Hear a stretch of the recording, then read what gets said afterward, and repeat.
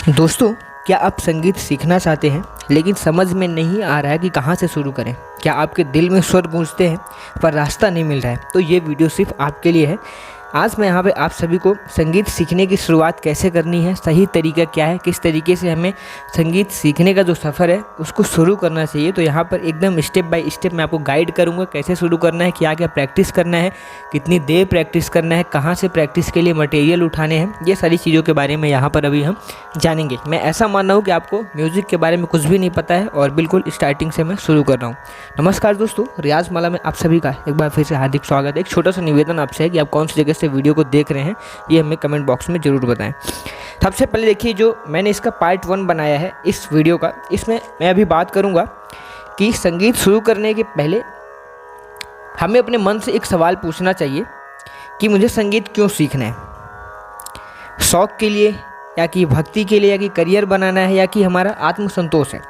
दूसरा पॉइंट है कि मैं क्या गाना चाहता हूँ। भजन गाना है, मुझे गज़ल गाना है, फिल्मी गीत गानी है, या कि शास्त्रीय संगीत में जाना है, ये हमें डिसाइड करना होगा पहले। तीसरी चीज़ ये भी हमें जानना है क्या मुझे गाने में ज़्यादा रुचि है या कि हमें वाद्य यंत्र बजाने में रुचि है। ये 3 सवाल रहते हैं पहले, इनका हमें सोल्यूशन चाहिए। उसके बाद जो भी आपका इंटरेस्ट है, आपको गाना क्यों सीख रहे हैं, अगर आप करियर बनाने के लिए सीख रहे हैं तो आपको उसके हिसाब से अपनी जो सिंगिंग जर्नी है वो शुरू करनी चाहिए। शौक़ के लिए सीख रहे हैं उसके लिए अलग से हम कर सकते हैं। और आप क्या गाना चाहते हैं, दूसरा ये डिसाइड करिए। फिल्मी गीत पसंद है, गज़ल पसंद है, भजन पसंद है, शास्त्रीय संगीत पसंद है, जो भी पसंद है। और तीसरी चीज़, आपको गाने में ज़्यादा रुचि है या बजाने में ज़्यादा रुचि है, क्योंकि दोनों ही फील्ड म्यूज़िक की है। इसके बाद ये जो सवाल है, अगर आपको इनका जवाब मिल जाता है तो ये आपको सही दिशा में ले जाएंगे। दूसरा जो पार्ट है इस वीडियो का, इसमें मैं अभी बात कर रहा हूँ कि संगीत का मूल ज्ञान, यानी कि देखिए संगीत के 4 मूल स्तंभ होते हैं। पहला होता है स्वर, दूसरा ताल, तीसरा राग और चौथा लय होता है। स्वर से मतलब है कि संगीत में 7 स्वर होते हैं, सारे गामा पाधा नी, और 3 सप्तक होते हैं। ये हमारा मंद सप्तक होता है, ये मध्य सप्तक होता है, ये तार सप्तक होता है। यहाँ पर अगर आपका जो स्केल है, आवाज़ मोटी है, तो यहाँ पर गाना गाना है।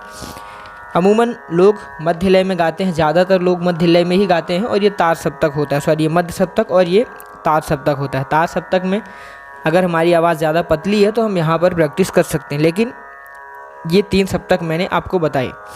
अब यहाँ पर देखिए, जैसे कि ताल की मैंने बात बताई, अभी जो संगीत के मूल 4 स्तंभ मैं बता रहा हूँ, इनमें स्वर बता दिया मैंने। अभी ताल के बारे में देखिए, ताल जैसे कि 3 ताल और दादरा, ये आपने अगर नाम सुना होगा तो 3 ताल और दादरा ये कुछ ताल होते हैं जिनका उद्देश्य होता है कि समय और गति को समझने के लिए। अगर आप कोई भी गाना गा रहे हैं तो आपको पता होगा कि तबला बज रहा है, वो एक लय में बज रहा है, वो एक गति में बज रहा है, निश्चित उसकी बीट होती है, तो उस बीट के लिए हम ताल का इस्तेमाल करते हैं।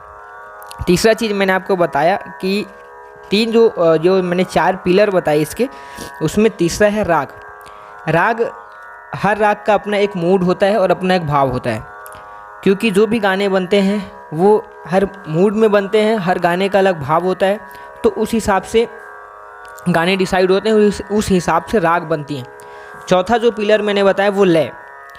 संगीत की गति धीमी, मध्य, तेज, ये 3 प्रकार की लय होती है जिनको हम विलंबित और मध्य और द्रुत लय भी बोलते हैं। अगर हमारा गाना स्लो टेम्पो में है तो धीमी गति में होगा, थोड़ा सा स्पीड में है तो मध्य लय उसको बोलेंगे, और ज़्यादा ही तेज़ अगर स्पीड बज रहा है तो उसको हम द्रुत लय बोलते हैं, यानी कि तेज़ बोलते हैं। ये हमारा पार्ट 2 हुआ।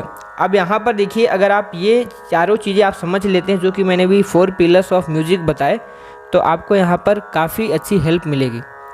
तीसरा जो मैंने बताया कि अब रियाज़ कैसे करना है, रियाज़ के लिए मटेरियल कैसे उठाना है, अब बात है रियाज़ की, यानी कि अभ्यास की। तो मैं आपको यहाँ पर रोज़ का शेड्यूल बताता हूँ, कैसे हमें रियाज़ करना है, किस तरीके से हमें अभ्यास करना है ताकि हमारे गले के लिए बेहतर हो।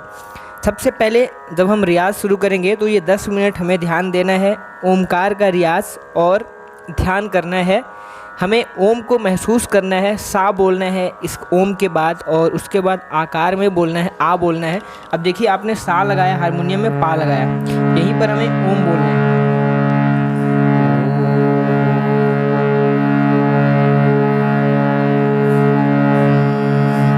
और यहीं पर हमें सा बोलना है, और फिर सा बोलने के बाद तीसरे नंबर में हमें आ बोलना है। सा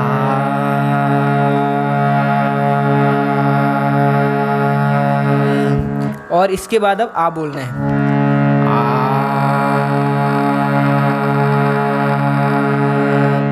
और एक चीज़ आपको यहाँ पे ध्यान देना है कि आप जितनी भी देर तक आप सांस को होल्ड कर सकते हैं उतनी देर तक आपको ये चीज़ें बोलनी है, क्योंकि मैंने यहाँ पर जल्दी इसलिए किया हुआ है ताकि वीडियो लंबा ना हो। और जितनी देर तक आपको सांस होल्ड कर सकते हैं, क्योंकि ऐसा करने से हमारे फेफड़ों में भी ताकत मिलती है, हमें सांस को रोकने की ताकत मिलती है, उससे हमारे सुर अच्छे होते हैं, पक्के होते हैं। तो ये चीज़ अभी से आपको करना है।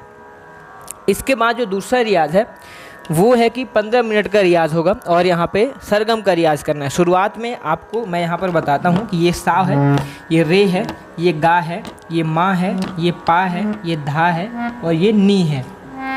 इसी तरीके से हमारा दूसरा सप्तक यहाँ से शुरू होता है। इसको बोलते हैं तार सप्तक, इसको बोलते हैं मध्य सप्तक, इसको बोलते हैं मंद्र सप्तक। अब आपको यहीं पे सारे गामा पा धा नी की प्रैक्टिस करनी है। सा रे गा पा धा नी सा नी धा पा मा गा रे सा।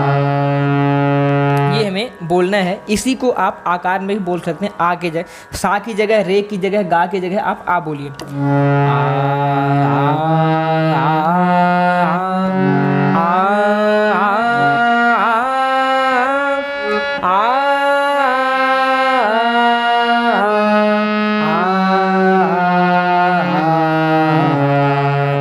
ये आपको आ बोलना है। अब जो तीसरी चीज़ है, यहाँ पर आप राग को ऐड कर सकते हैं, क्योंकि राग देखिए हमारे भाव को दिखाता है, गाने के भाव को दिखाता है। लेकिन आपने अभी शुरुआत में सीखना शुरू किया है, ज़रूरी नहीं है कि आपको राग की प्रैक्टिस करनी है। इसमें पांचवा जो मैं चीज़ बता रहा हूँ वो है कि 10 मिनट के लिए आपको ताल और लय के साथ अभ्यास करना है। ताल और लय से मतलब है कि आपको ने अगर पहला स्वर 1 सेकंड के अंदर पहले सेकंड में बोला है तो जो दूसरा स्वर होगा रे वो अगले सेकंड में ही आएगा, तीसरा स्वर तीसरे सेकंड में आएगा। हमें दोनों स्वर के बीच में सामंजस्य बनाना है। दोनों स्वर के बीच की जो समय अंतराल है वो हमारा सेम रहना चाहिए। इसी तरीके से तीसरे स्वर में भी हमारा समय अंतराल सेम रहेगा। आप ताली से भी 1 2 3 आप ऐसे करके भी आप ताल को पक्का कर सकते हैं। अभी से अगर हम ताल के लिए काम करेंगे तो अच्छा होगा। अगर हम अभी से ताल के लिए काम नहीं करेंगे तो हमारा ताल आगे ख़राब होगा और हमारी हैबिट ख़राब होगी। ये चीज़ थी। अब रियाज़ के लिए आप तानपुरा ऐप या कि हारमोनियम का यूज़ करें, क्योंकि ऐसा करने से आपको पता चलेगा कि आप जो भी रियाज़ कर रहे हैं वो सही रियाज़ कर रहे हैं या नहीं कर रहे हैं। अब जो चौथा चीज़ है वो महत्वपूर्ण चीज़ है कि संगीत सीखने में एक अच्छे गुरु की भूमिका जो है वो सबसे महत्वपूर्ण होती है, क्योंकि आपका गुरु ही आपको बता सकता है कि आप सही रास्ते में जा रहे हैं या नहीं जा रहे हैं, आप सही तरीके से अभ्यास कर रहे हैं या नहीं कर रहे हैं। अब यहाँ पर देखिए ऑप्शंस, बहुत सारे ऑप्शंस होते हैं। ऑप्शन आपके पास जैसे कि आप व्यक्तिगत गुरु बना सकते हैं, पर्सनल गुरु। दूसरा है कि ऑनलाइन कोर्सेज बहुत सारे हैं। तीसरा है कि आप यूट्यूब चैनल्स आपके पास हैं। और जो पांचवा चीज़ है कि आपके पास पुस्तकें अवेलेबल हैं। लेकिन मैं आपको सजेस्ट करूंगा कि आप या कि व्यक्तिगत गुरु के पास जाएं या फिर आप ऑनलाइन कोर्स भी ले सकते हैं, यूट्यूब भी ले सकते हैं। लेकिन यूट्यूब से आप सीखिए, यूट्यूब में बहुत सारी चीज़ें हैं, यहाँ पर आप फ्री ऑफ कॉस्ट सीख सकते हैं। यहाँ पर आप सीखिए, अप्लाई कीजिए और हारमोनियम में बजा करके अपने स्वर को आप चेक कर सकते हैं। आप मुझसे भी ऑनलाइन सीख सकते हैं। तो ये सारी चीज़ें कुछ आपको मैं ऐप से बताता हूँ, लेकिन उससे पहले कुछ आपको 2 पुस्तकें बताता हूँ मैं। एक राग परिचय है और एक संगीत दर्पण। ये पुस्तकें आपके संगीत के लिए ज़रूरी है। राग परिचय में भाग 1 और भाग 2 आता है, लेकिन आप प्रारंभिक में हैं तो राग परिचय भाग 1 और संगीत दर्पण आप ले लीजिए। दूसरा ताल के लिए भी आप ताल परिचय भाग 1 को आप जरूर लीजिए। अब कुछ ऐप्स के बारे में बता दूं जो कि आपके लिए संगीत में बहुत महत्वपूर्ण होंगे। पहला कि रियाज ऐप आता है एक, दूसरा आता है तानपुरा ड्रॉइड और तीसरा है नाद साधना। जो मेरा फेवरेट ऐप है वो है तानपुरा ड्रॉइड। इसमें आपको प्ले स्टोर से तानपुरा ड्रॉइड सर्च करना है और तानपुरा ड्रॉइड को डाउनलोड कर लीजिए। यहाँ पर जो भी सेटिंग्स पहले से रहेंगी उन्हीं सेटिंग में आपको कुछ भी छेड़छाड़ नहीं करना है। सी शार्प के ऊपर आपको बस प्ले बटन प्रेस करना है और वहीं से आपको सुर मिलाने हैं, उसी में आपको सा बोलना है, ओम बोलना है, आकार में अभ्यास करना है। ये सारी चीज़ें करनी है। अब जो अगला पार्ट आएगा, 5वां पार्ट, यहाँ पर आपको छोटे छोटे टास्क बनाने हैं। आप छोटे छोटे लक्ष्य बनाइए कि यहाँ पर संगीत जो है वो एक जीवन भर चलने वाली यात्रा है, लेकिन शुरुआत हमेशा से छोटी रखना है। हमें अचानक से ही बड़ा नहीं करना है, हमें छोटे छोटे स्टेप्स लेने हैं और आगे बढ़ना है। सुझाव मैं यहाँ पे ये दूंगा आपको कि आप छोटे छोटे लक्ष्य बनाइए। जैसे कि आज आपने 10 मिनट तक सरगम किया, अगले दिन कोशिश करिए कि आप 12 मिनट तक करें, अगले दिन 15 मिनट तक करें। सा को आज आपने 5 मिनट तक किया, अगले दिन आपने 10 मिनट तक करना है। थोड़ा सा ऐसे 2 मिनट 3 मिनट आप डेली बढ़ाते चले जाना। छोटे छोटे लक्ष्य बनाएंगे और वो हम एक न एक दिन अपने शिखर तक पहुँचेंगे। अब सुझाव ये देना है कि महीने में कम से कम जब आप थोड़ा सा 1 महीने 2 महीने का आप समय निकाल दें तो आप महीने में एक राग सीखने की कोशिश करें और सप्ताह के आखिरी दिन में आप अपनी वॉइस को रिकॉर्ड करें और अगले सप्ताह के आखिरी दिन में भी अपनी वॉइस को रिकॉर्ड करें और सुने कि आपको क्या फ़र्क पड़ रहा है। अगर आपको फ़र्क महसूस हो रहा है तो आप कंटिन्यू करिए। अगर आपको लग रहा है कि चीज़ आप प्रैक्टिस भी कर रहे हैं और अब सुधार भी नहीं हो रहा है, इसका मतलब कहीं ना कहीं रियाज में गड़बड़ी है। आप किसी न किसी गुरु के पास जाएं, गुरु से समझें ये सारी चीज़ें और फिर उसके बाद ही अगला कदम उठाएं। 3 महीने में आपको मंच में भी बैठने की कोशिश करनी है, क्योंकि एक कलाकार के लिए मंच में बैठना बहुत महत्वपूर्ण होता है, क्योंकि वो आपको कॉन्फिडेंस लाता है। कहीं ना कहीं अगर हम सीख रहे हैं कुछ ना कुछ, अगर हमारे पास संगीत है, संगीत ऐसी कला है कि आपको मंच के समक्ष ही प्रस्तुत करनी होती है, मंच से ही लोगों को दिखाना होता है, इसलिए हमें मंच में बैठना चाहिए। वो हमें कॉन्फिडेंस बिल्ड करता है। और अगर हम अचानक से बैठते हैं, मंच से बैठने में डरेंगे, तो अगर हम कितना भी अच्छा अपने सामने गा रहे होते हैं लेकिन मंच में बैठते ही हमारा गाना गड़बड़ हो जाता है। इसलिए हमें लोगों के सामने आने की प्रैक्टिस और लोगों के सामने बोलने की हैबिट चाहिए होती है और वहाँ पर वो कॉन्फिडेंस चाहिए कि मैं लोगों के सामने तक अच्छे से अच्छी प्रस्तुति दे पाऊँ। इसलिए अगर हम अभी से शुरुआत करेंगे तो थोड़े टाइम बाद वो हमारे लिए बेस्ट हो जाएगा। अब मैं आशा करता हूँ कि ये सारी चीज़ें मैंने आपको अच्छे से बताई होंगी, आपको वीडियो भी पसंद आया होगा। पसंद आया तो लाइक करें, कमेंट करें और अगर कोई भी दिक्कत हो आप हमें कमेंट बॉक्स में पूछ सकते हैं। कौन सी जगह से आप वीडियो को देख रहे हैं ये भी हमें कमेंट में ज़रूर बताएं। मिलते हैं नेक्स्ट वीडियो में। धन्यवाद, थैंक्स फॉर वॉचिंग। चैनल को सब्सक्राइब जरूर करें, बेल आइकॉन को भी प्रेस करें।